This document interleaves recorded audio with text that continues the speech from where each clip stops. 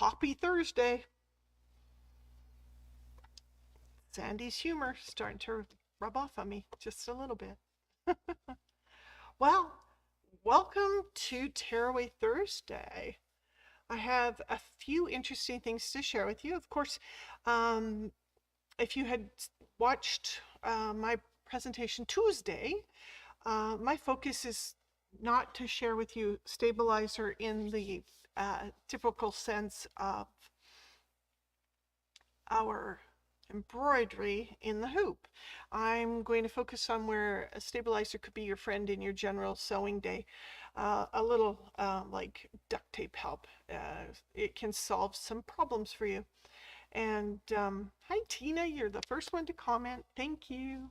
Lets me know you can hear me, right? We have I'm going to share with you two major things that I use stabilizer for. Oh, the other Anne.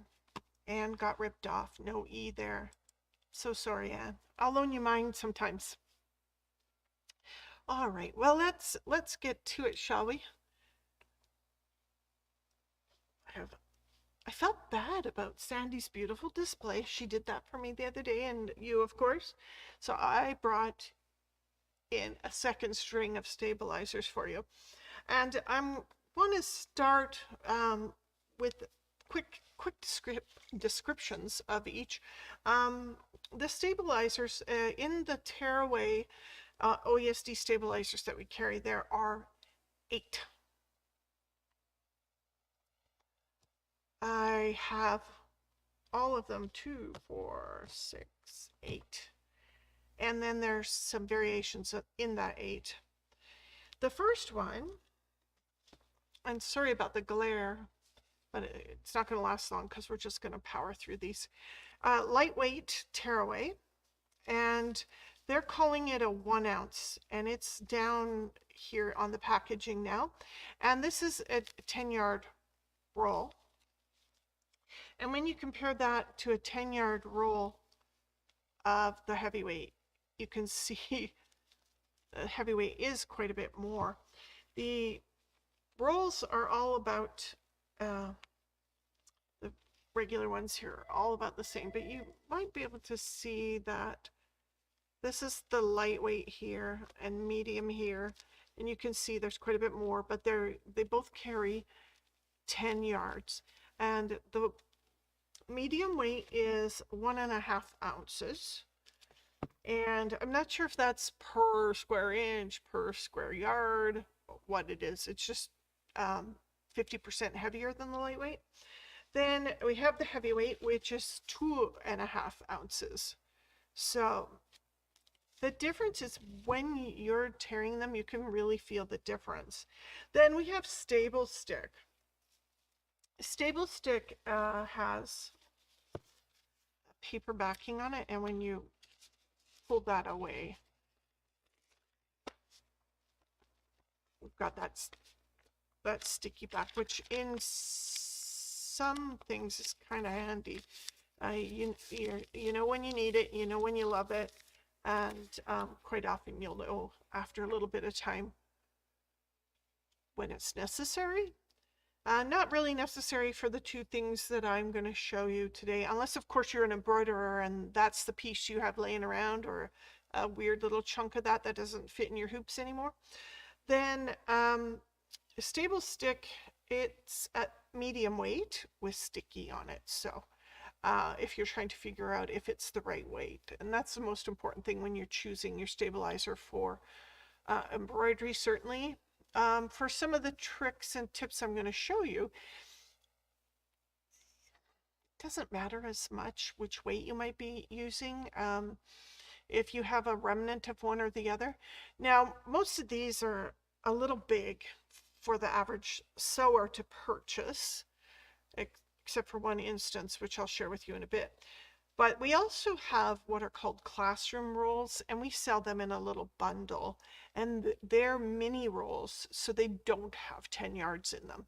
And that would be something that a sewer might prefer over an embroiderer who's going to happily buy a roll and know that they're covered for some time in their embroidery, but a full roll might not be the best choice for a sewer. But we do have, they call them classroom rolls, and they're just a little smaller.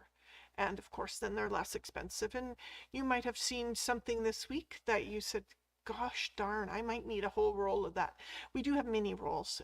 You might have to ask for them, and we don't have every single type or style available to us in that size. So just a tip.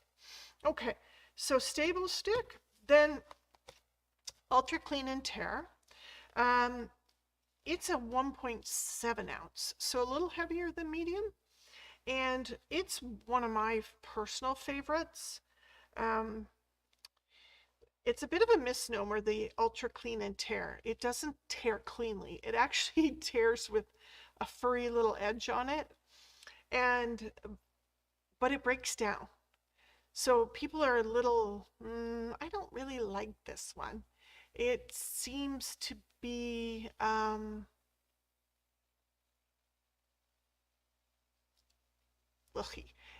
I kind of equate it to, if you remember back in the day, those silver napkin holders in a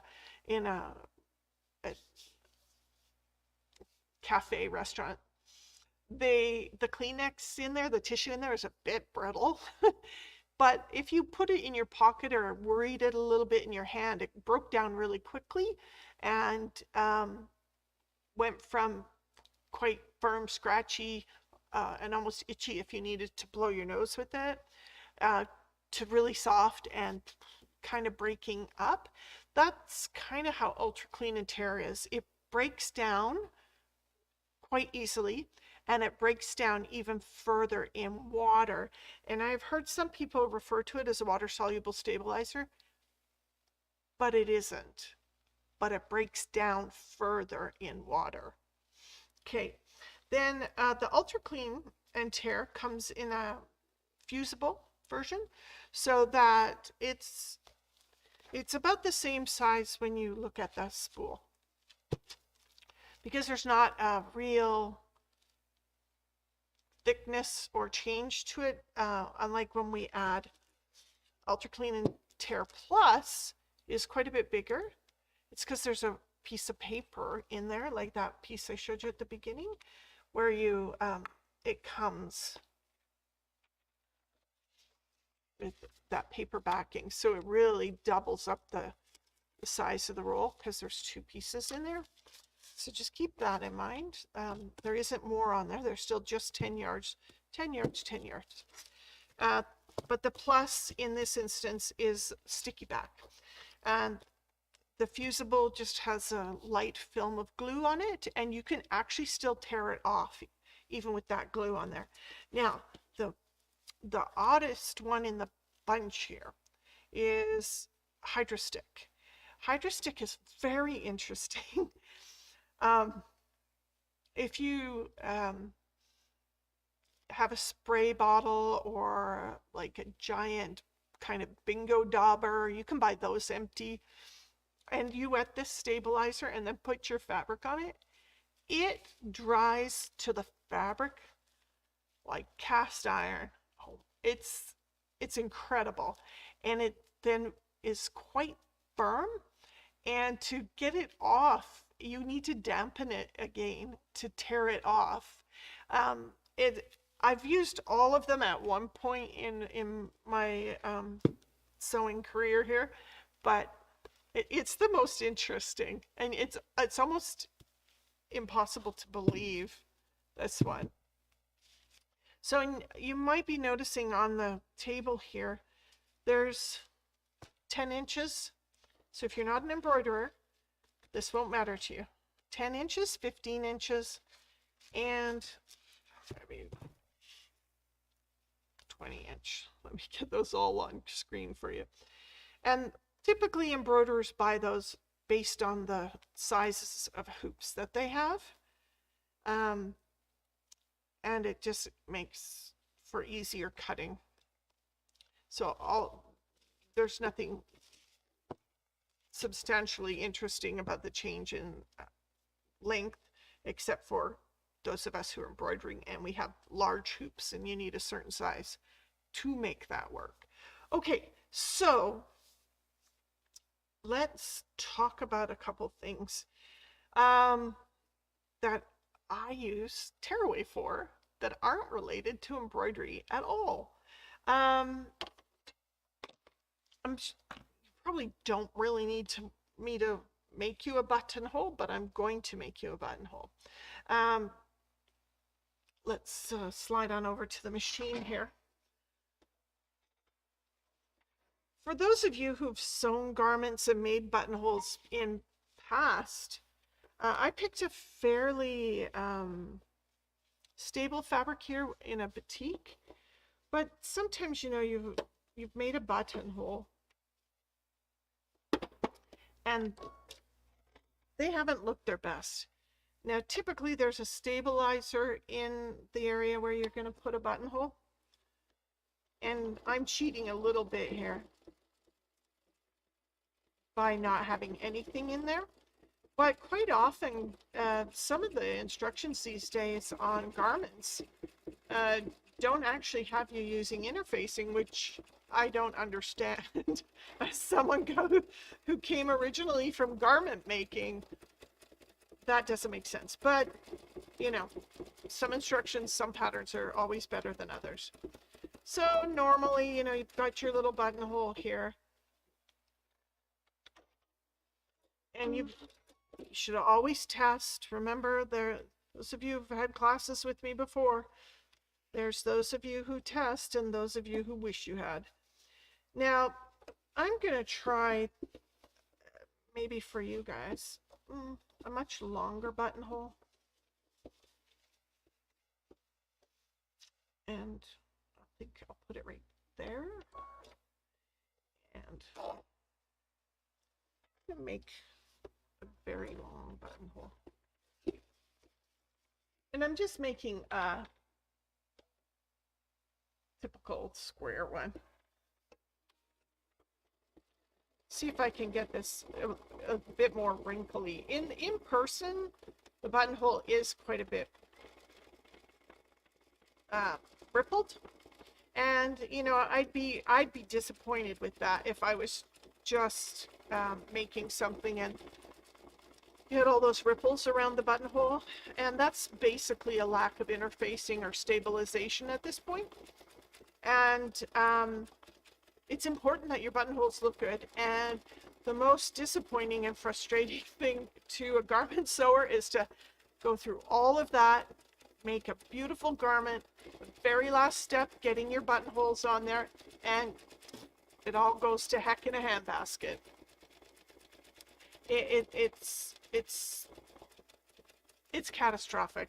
The good news is, if you're careful and patient, you can pick them out.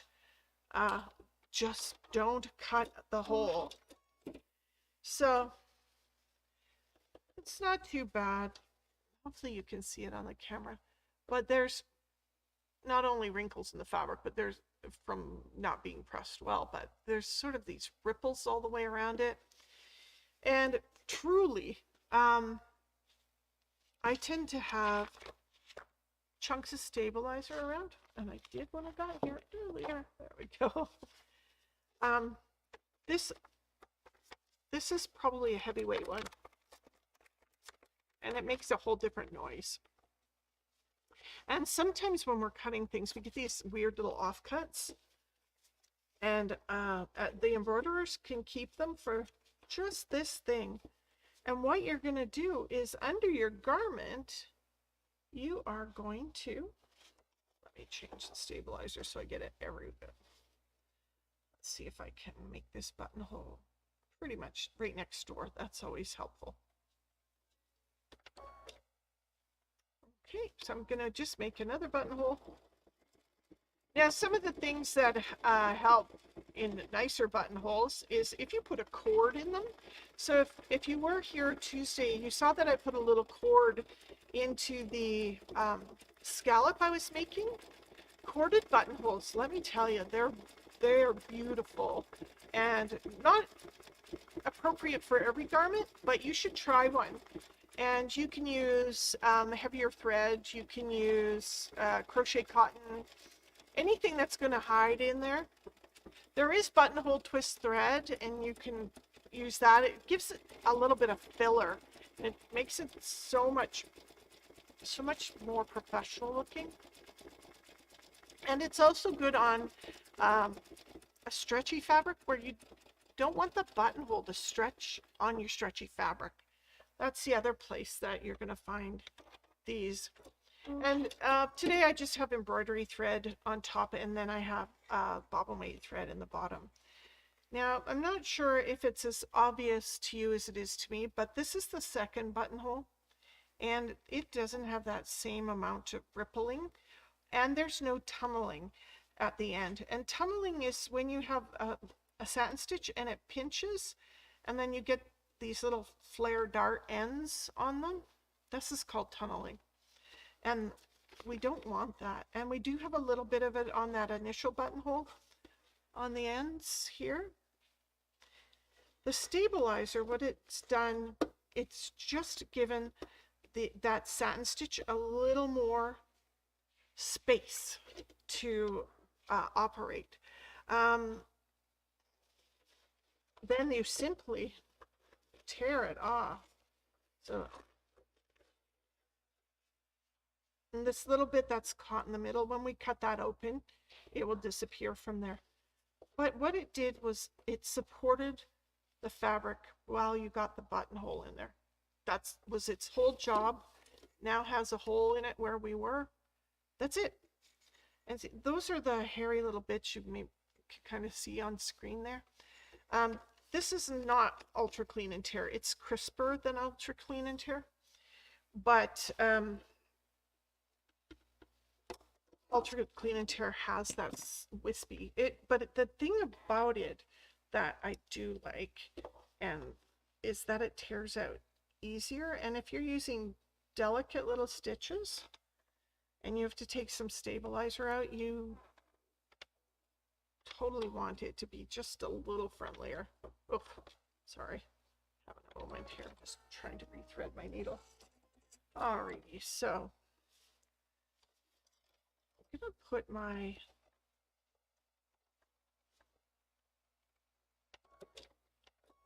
foot back on here.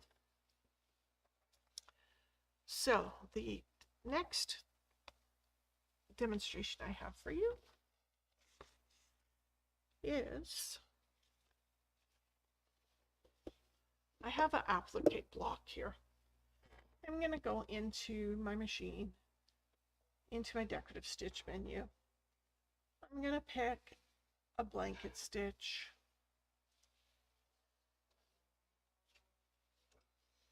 And sometimes when you stitch on things like this,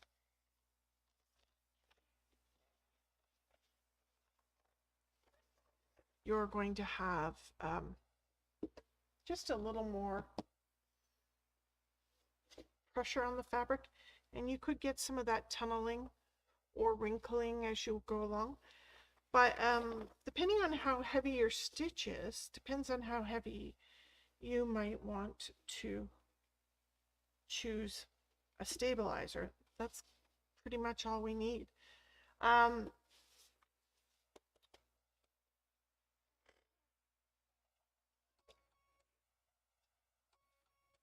Now I'm gonna just start this with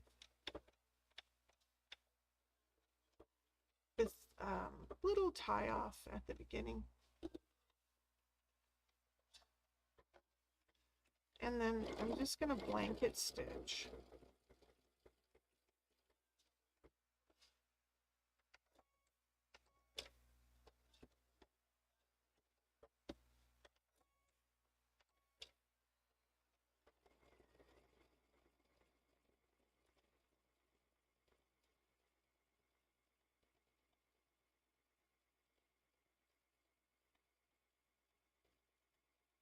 This is where I use Ultra Clean and Tear all the time, because it comes out from these delicate little stitches a little easier.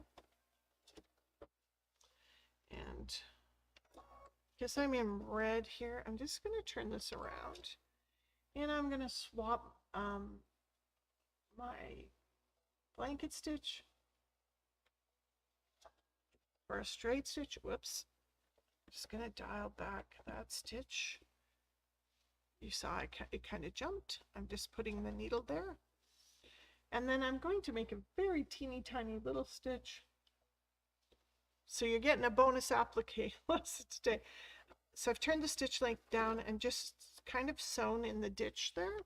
And that's my tie off. Then you don't have any weird bumps and lumps there. But then when you need to tear this off of these delicate little stitches, support the stitches. I tear usually towards the stitches and then just gently work it off. But again, the stitches are beautiful and they're nice. They've got good form, good body, good shape. Now I have, let's see here. This is the crunchy bit here. Now, if you think about it, the buttonhole is a satin stitch, right?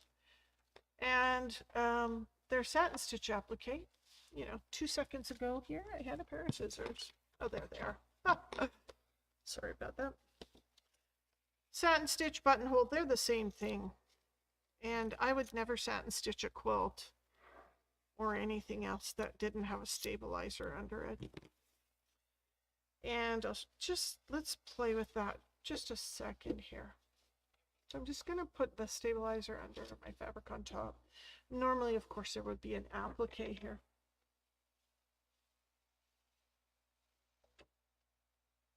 But there's a very big difference here. Oh, lost the thread.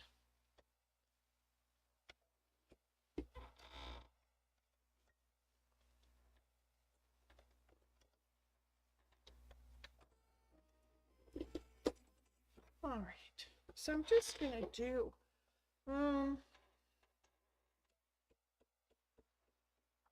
widest zigzag I can here.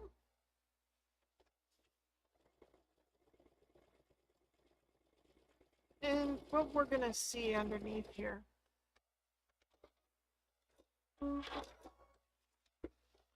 is it laid down beautifully. And it's a perfect little zigzag. People get quite upset when they try a zigzag like that. And I'm going to even kind of bolster the fabric here by using 2 pieces.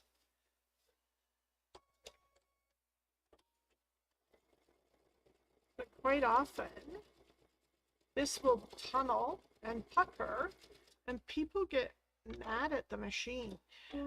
Zigzag can't help itself. Yeah, you can see there's a ripple up the middle because the zigzag, it goes from this side to this side and then back again, and it wants to meet. The tension pulls them together.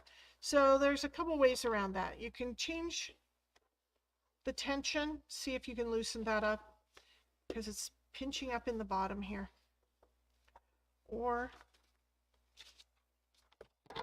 you add in a piece of stabilizer. The other tricky bit, let me tell you this. Starch is a stabilizer. And if you're making a project that just can't take a tearaway stabilizer, a washaway stabilizer, or anything like that, starch it. Starch is also like duct tape for sewing. It fixes all sorts of little things. There we go. So right beside each other, this one lays nice and flat. This one did the big old tunnel. And then imagine it if I turned it into a 7mm wide satin stitch. It's only gonna get worse. So just gonna do a satin stitch here.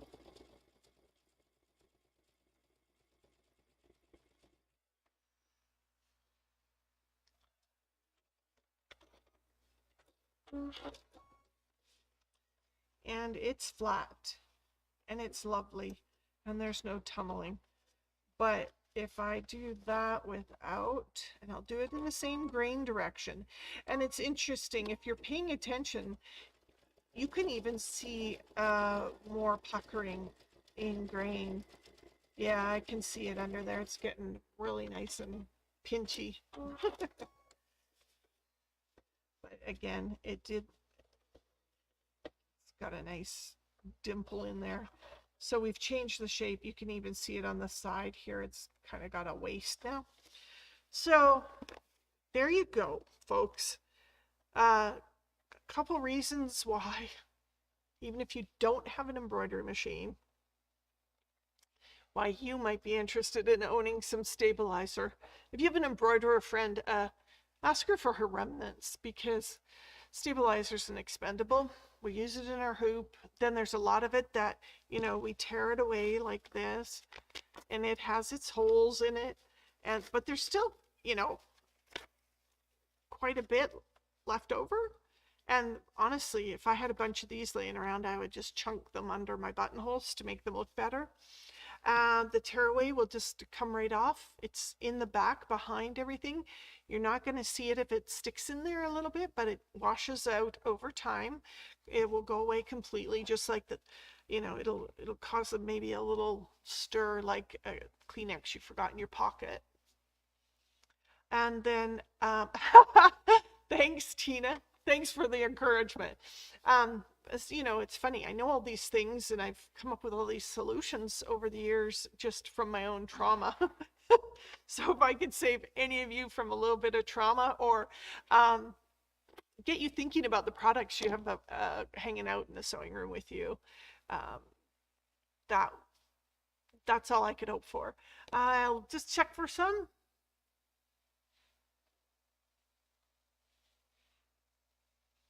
Oh, Carol Gilchrist, absolutely tearaway, because it's done its job. Then you get rid of the most of it, and you don't have to worry about it.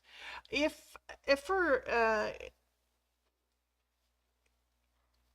typically there's interfacing inside your projects, but if you're making like something golf shirt weight and you're trying to do that placket up here, there's a lot of stuff going on in there. Sometimes enough stabilizer, not enough. Like the top I'm wearing today, there's a wee bit of something in this neckline, but you know, the buttonholes aren't so pretty. I mean, the buttons cover them up and they're not really functional because I can pull this over my head. But stretchy fabric, you're going to have a certain amount of interfacing or inside the facing, or a cuff or a waistband. But sometimes there just isn't enough for the buttonhole. And, you know, sticking some tearaway in there as temporary support, that's all you need.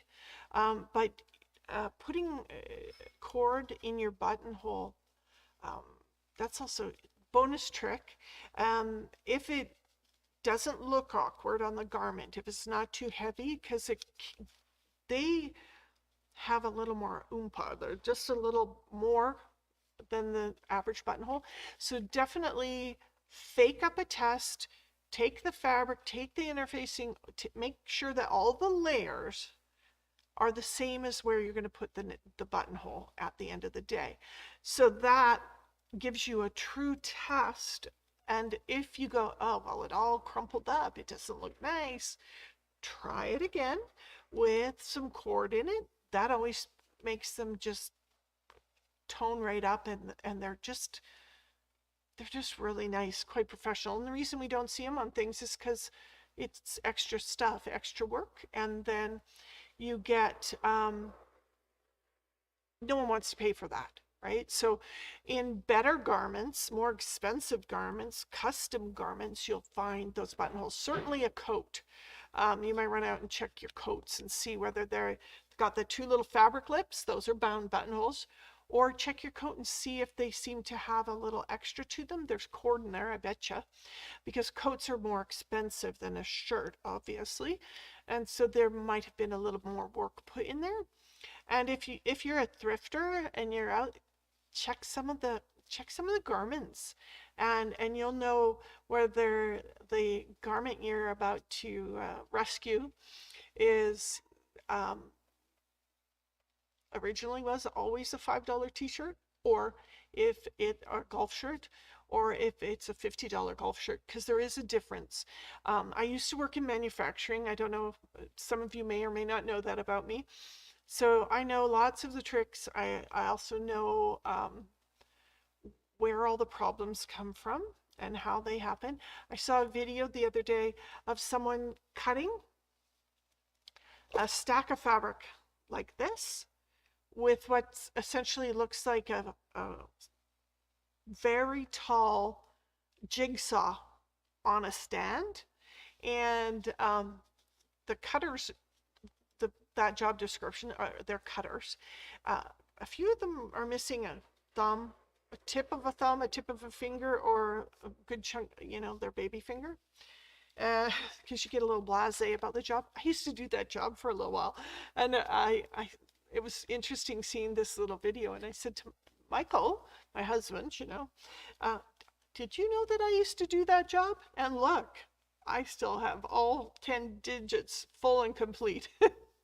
But I hadn't seen that in quite some, it brought back memories. And so if you want to talk factory, we could talk factory. So, well, it's Thursday night before Good Friday, filming of this, some bits and pieces from the store. Don't forget, we're having our excellent extravaganza this weekend. We're open Saturday, we're open Sunday, and we're open Monday. Some people have asked. Technically, in Alberta, the stat holiday is Friday, Good Friday. So do enjoy.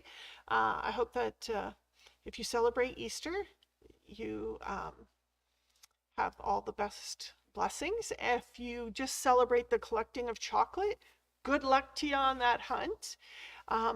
But do come in and see us, make your purchase, make your way to the register, crack open the egg. Everyone that was here today had a blast. They loved it, getting a little surprise. As an adult, we get very few surprises. We're the one hiding the eggs. We're the ones doing all of the surprise things. So it's kind of fun. So do come see us. We'd appreciate it. And there's a rumor that there's the Easter Bunny might be here live and in person Sunday. And we're now open 11 to 4 Sundays. So I hope you enjoyed my 2 little tidbits on tearaway, and a couple other little things that you might want to reach out and check into. We have tools, we have booklets and samples available for purchase on Stabilizer, and there's charts like this one. These charts can be downloaded from the OESD website. And there's lots of videos, ours, theirs, all sorts available to you. And thank you for joining me today. And I hope to see you soon. Enjoy your holiday weekend. Bye for now.